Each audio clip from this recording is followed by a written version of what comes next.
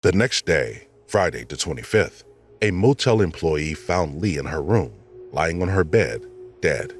It appeared that she'd been deceased for about 12 hours before she was found, and she had a single stab wound.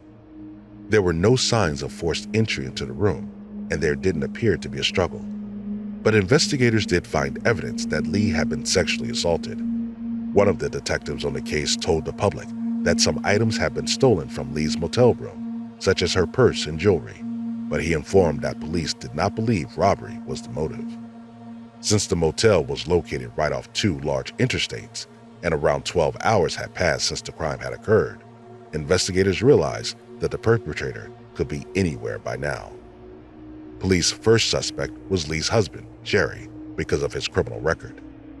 In 1960, when Jerry was 17 years old, he was arrested in Chicago and questioned about the killing of 3 women and fatal beating of another woman.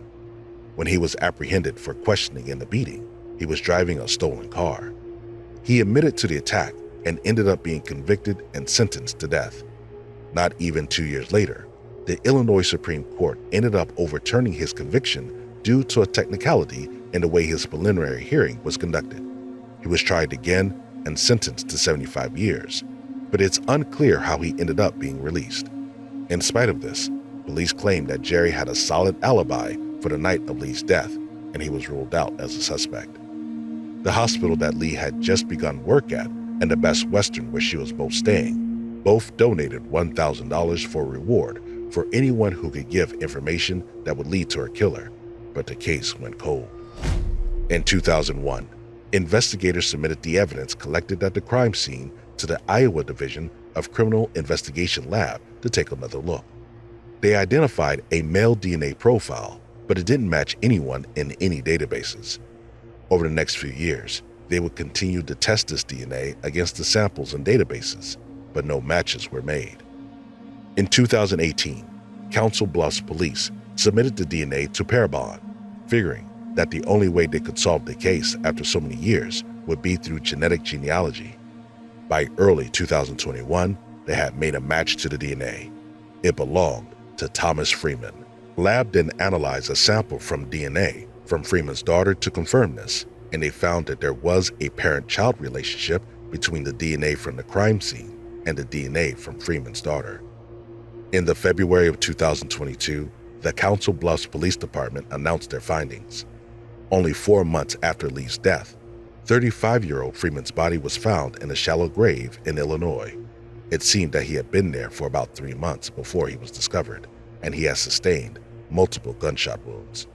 His killer was never identified, but police are reinvestigating it to see if it has any potential connections to Lee's murder. Lee's husband, Jerry, died in 2019 before he ever found out who killed his wife.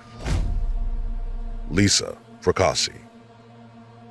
Lisa Fracassi was born in New Jersey in 1958, and she had dreams of becoming a nurse.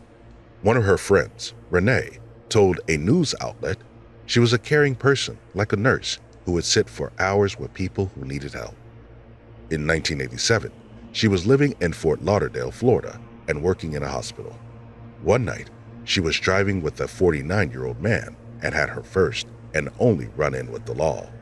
They were pulled over by police for a broken tag light, but Lisa was arrested since she was also driving with a suspended license.